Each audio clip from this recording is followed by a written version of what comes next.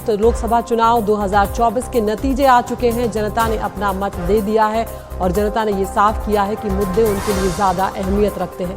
इसमें बीजेपी को 240 सीटें और कांग्रेस को 99 सीटें मिली हैं। दोनों ही पार्टियां बहुमत के आंकड़े यानी कि 272 से दूर हैं। हालांकि बीजेपी के नेतृत्व वाली एनडीए को 292 सीटें मिली हैं, वहीं इंडिया ब्लॉक को 232 सीटें मिली हैं। यूपी में बीजेपी को बड़ा झटका लगा है, कई दिग्गज यहां पर हारे हैं। बीजेपी का वोट प्रतिशत जो है उसमें भी 8.5% तक गिरावट देखी गई है। जिस राम मंदिर के मुद्दे को एक अभियान बनाया गया, वो फैजाबाद सीट भी बीजेपी हार गई है। अमेठी से बड़ा झटका लगा। स्मृति ईरानी यहां पर कांग्रेस के किशोरी लाल शर्मा से हारी है। उधर 37 सीटों के साथ समाजवादी पार्टी तीसरी सबसे बड़ी पार्टी यहां पर बनी है और वहीं 29 सीटों के साथ तृणमूल कांग्रेस चौथी सबसे बड़ी पार्टी बन चुकी है। डीएमके को 22 सीटें मिली हैं, टीडीपी को 16 और जेडीयू को 12 सीटें हासिल हुई है। शिवसेना उद्धव गुट को 9, एनसीपी शरद पवार गुट को 8 सीटें मिली हैं और शिवसेना को 7 और लोक जनशक्ति पार्टी रामविलास जो हैं उन्हें 5 सीटें हासिल हुई हैं।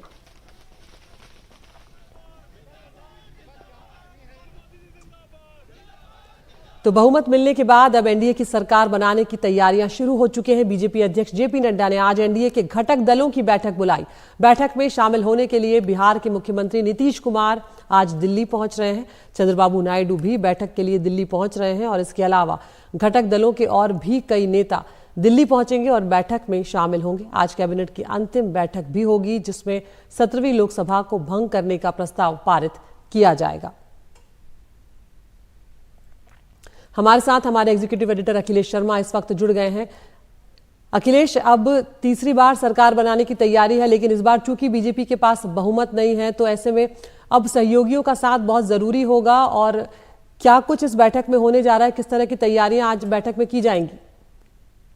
देखिए, बैठक करीब 4 बजे हो सकती है। इसके लिए बिहार के मुख्यमंत्री नीतीश कुमार, चिराग पासवान, जीतन राम मांझी, चंद्रबाबू नायडू, तमाम दिग्गज नेता जो है दिल्ली पहुंचेंगे। चंद्रबाबू नायडू 2 बजे दिल्ली पहुंचेंगे। बताया जा रहा है कि उसके बाद उनकी पीएम नरेंद्र मोदी से भी मुलाकात हो सकती है। इस बैठक का एजेंडा मुख्यतः यही है कि जो सरकार एनडीए की बनने जा रही है उसका किस तरह का स्वरूप होगा, क्योंकि ये जो सरकार होगी ये निश्चित तौर पर एनडीए की सरकार होगी, क्योंकि बीजेपी को अपने बूते पर बहुमत नहीं मिल पाया है। तो ऐसे में सहयोगी दल जेडीयू और टीडीपी दोनों को मिलाकर के 28 सांसद हैं, तो वो चाहेंगे कि जो नई सरकार हो इसमें उनकी महत्वपूर्ण भूमिका हो। मंत्रालयों की मांग से लेकर के लोकसभा अध्यक्ष का पद, ये तमाम ऐसी चीजें इस पर कि वो चर्चा करना चाहेंगे। वो ये चाहेंगे कि जो स्पीकर का पद हो वो उनको मिले, ताकि किसी भी तरह की तोड़फोड़ या कूट की जो आशंका है उसको खारिज किया जा सके। तो इसलिए वो दोनों ही पार्टियां चाहती है कि स्पीकर का पद उन्हें मिले। ये भी एक बात बताई जा रही है।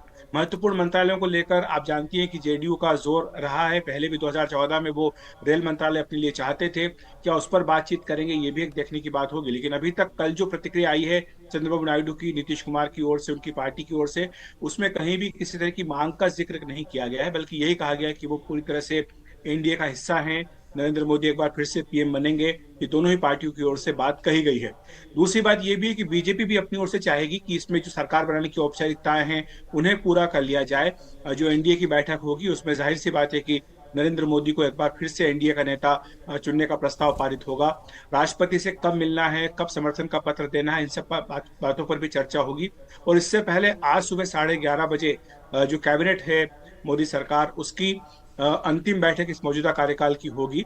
ये एक संवैधानिक प्रक्रिया है जिसमें कि 17वीं लोकसभा को भंग करने की सिफारिश राष्ट्रपति से करने के लिए प्रस्ताव पारित किया जाएगा, जिसके बाद जो 17वीं लोकसभा है वो भंग कर दी जाएगी। आज या कल में चुनाव आयोग की ओर से मुख्य चुनाव आयुक्त तथा 2 अन्य चुनाव आयुक्त राष्ट्रपति से मुलाकात करेंगे और जो सभी निर्वाचित सदस्य हैं उनकी सूची सौंपी जाएगी राष्ट्रपति को। उसके बाद नई सरकार के गठन की औपचारिक प्रक्रिया शुरू हो जाएगी।